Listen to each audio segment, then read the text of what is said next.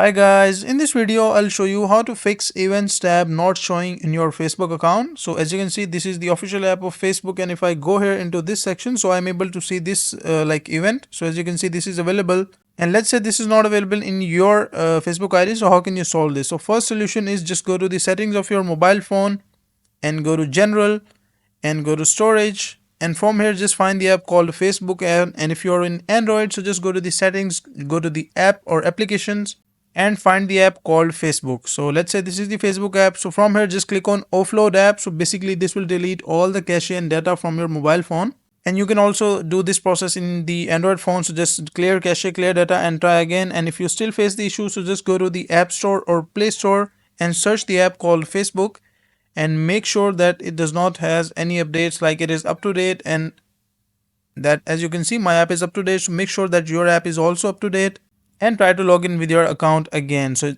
after that your issue will be solved. So that is how you can fix events tab not showing in Facebook.